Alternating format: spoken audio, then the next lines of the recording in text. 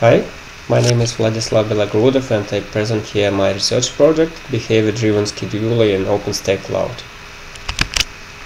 So I'll present you my algorithmic part of the research. So I'll show how develop algorithms for balancing of virtual loads in clouds works. So the main script was written in R, so we'll look into RStudio to see how it works.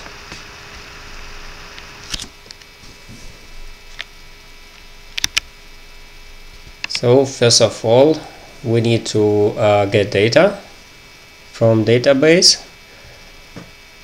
Statistics consists of quite easy entries. We take 5 days for analysis, and now we can look into data structure. So it consists of VM names, host name, CPU, and timestamp. So let's look at one particular VM in that cloud. So here we can see periodic nature of load. So virtual machine mostly sleeps at night and start working daytime. So here we can see periods, but scattered values don't allow us to see much except periodic nature. So let's apply moving coverage technique to see to make better idea of how workload looks like. So we filter it, and here we can see that it corresponds more to something that we try to simulate. So it was about 25% load during daytime, and we had slowly increasing CPU usage in morning and evening.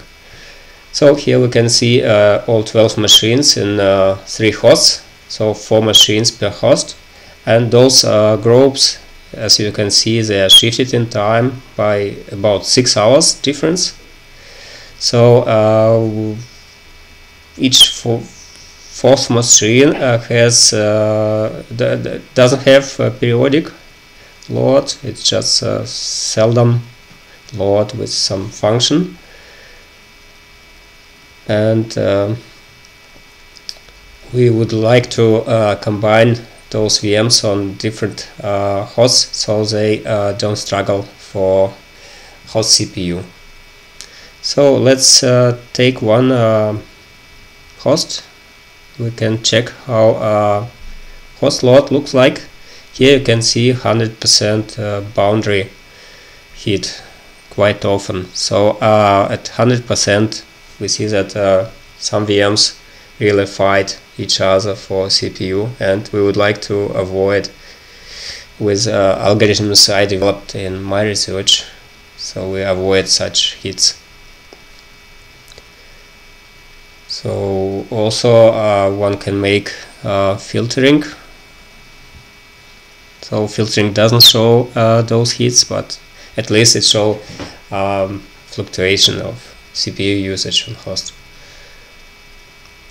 So let's make a picture for all hosts. So it's just summary of loads from all VMs. So here also you can see that there is a time shift, and all hosts at daytime they have this overloaded conditions we would like to avoid. So next thing, we try to decompose virtual machines with time series analysis. We apply harmonic model, quite easy, just sinus with a period of 1 day, and phase shift, which can be decomposed further into such equation.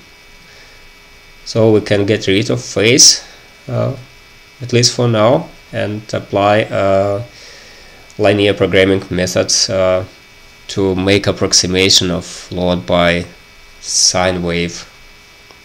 So we have in R we have special function that helps us to apply sum of square errors and minimize it for us. So we can find coefficients A, B, C the best way. So let's first make invocation of LM. So, and this function is quite fast. It's just 80, maybe 100,000 of entries processed just in no time. So here we can see 3 coefficients. Intercept is just constant for us, and coefficients for cosine and sine wave. Yeah, this approximation is quite rough, but as we can see further, it works quite well, even in such form, for distribution of VM loads. So let's look at one VM and try to approximate it with sine. So this is what we've got. You can see here sine function goes below the 0. So actually it's not quite nice when we start summing those sine waves to find summary per host and to see how host load looks like, modeled host load. We would like to avoid this minus. So next thing, yeah, we can easily transform this form of ABC coefficients to just A, B, and A, B, and phase shift. So it's quite easy. It's arctangent of ratio of B and C. So we can check if it's really the same thing. Yeah, that's just the same.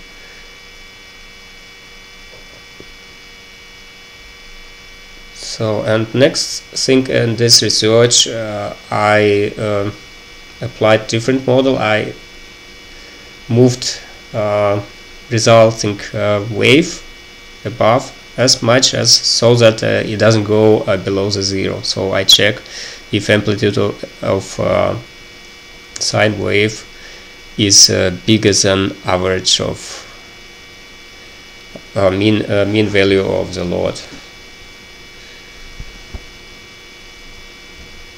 So let's decompose all virtual machine loads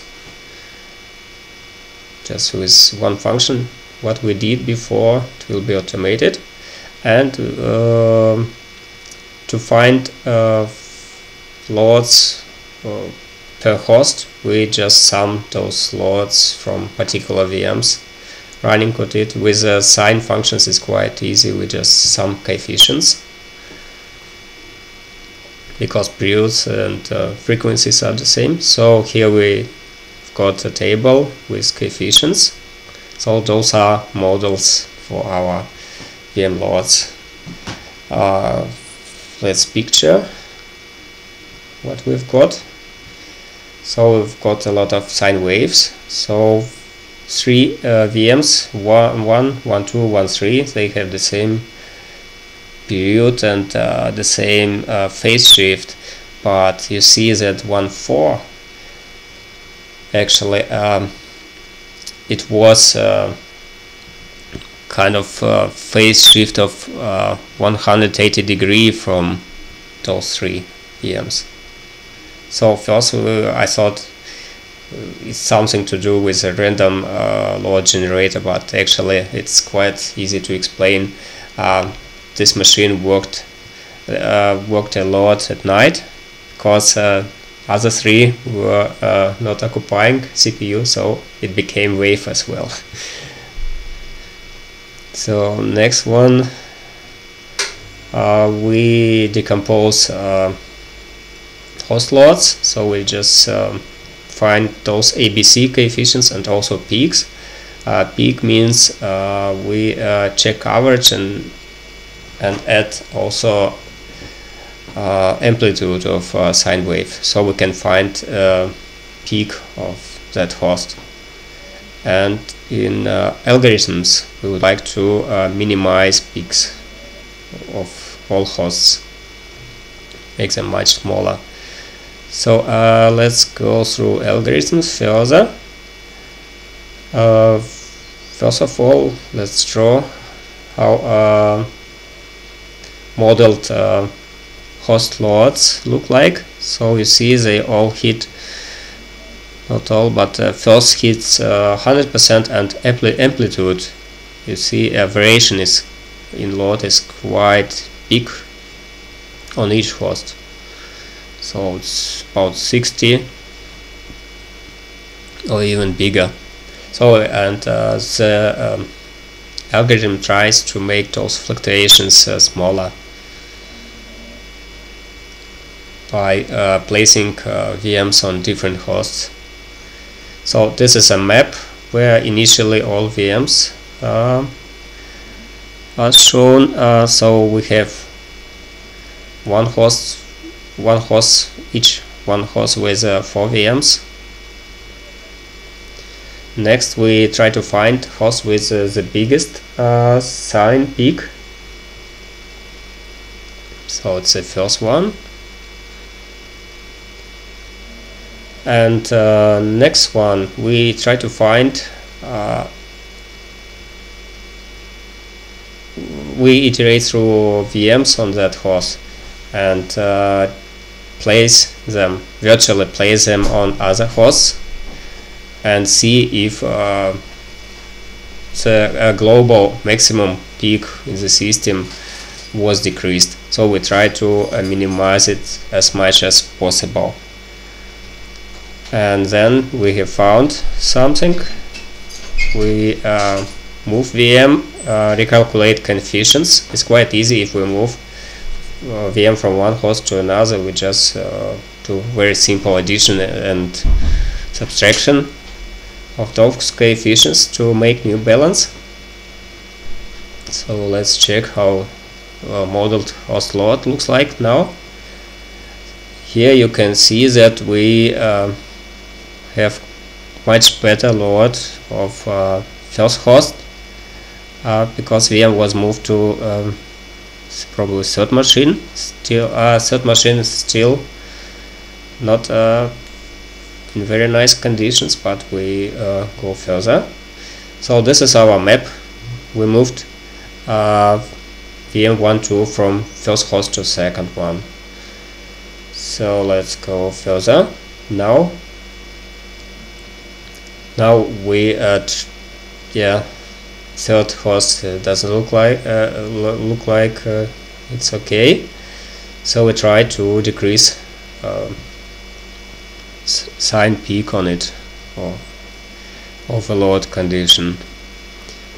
So we have calculated necessary movement.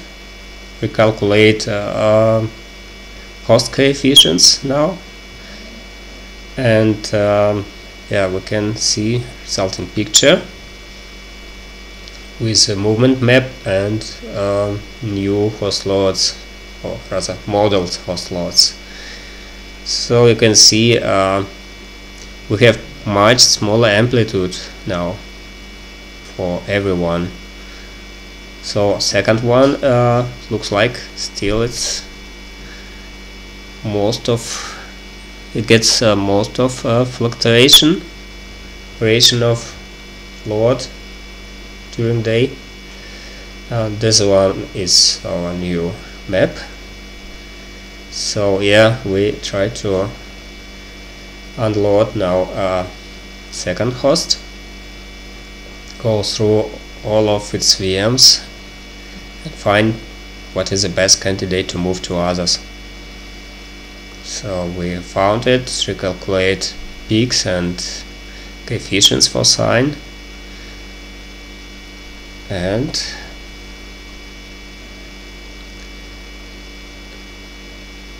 now we have much better pictures. So for everyone, so no one reached 100%, and also amplitude for each became much smaller, so the load is much smoother on all VMs. So we repeat it until we can actually improve situation. So from if we cannot somehow optimize overloaded host, we leave it alone and try with rest of hosts. So we take them, take the worst of them, and try further to smooth load, and so on. And it has to be mentioned that when in real life, when we move virtual machines,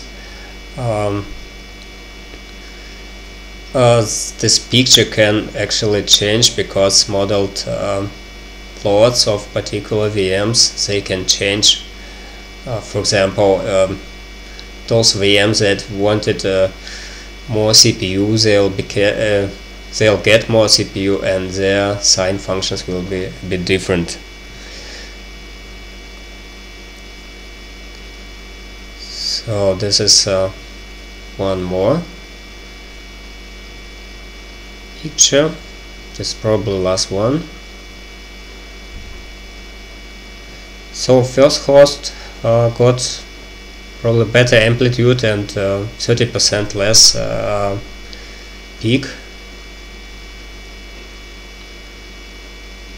And this is a map of necessary movements of virtual machines with live migration, or with just migrations by hand by some admins, for example. So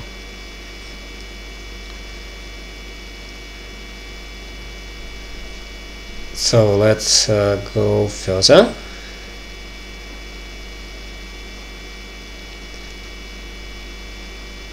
Yeah, here we've reached such conditions, and we cannot find other hosts where we could move machine and improve situation. So we just remove such hosts from overall list of hosts to optimize, and we do this until only one host is left in the system.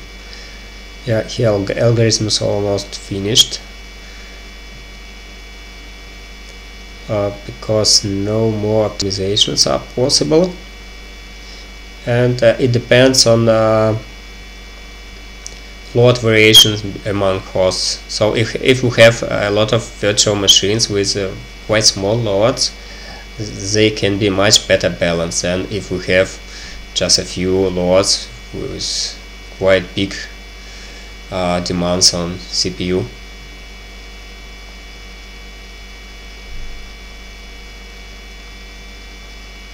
So now let's check the results of all those movements. So we can check statistics before and after movement. So we take 5 days more and check what actually happened with our virtual loads. So first of all, we can see that our first VM could get more CPU because the host was unloaded a bit. So here maybe it's not quite clear, but yeah, we have more points at the second half of time after 23rd of January. So let's apply also some filtering to see a better picture.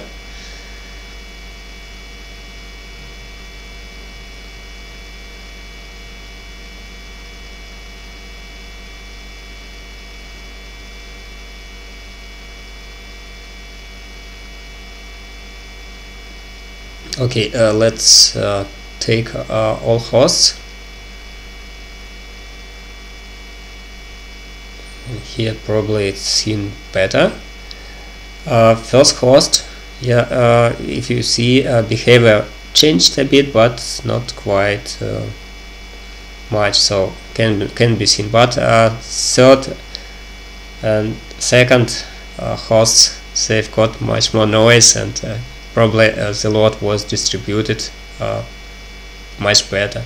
And after filtering, we can see that even first host also improved in its CPU balancing. So we have less variation, first of all, so smaller peaks, and second and third hosts say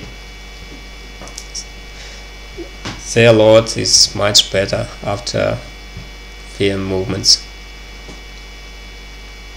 So this is all. Thank you very much. I hope you enjoy this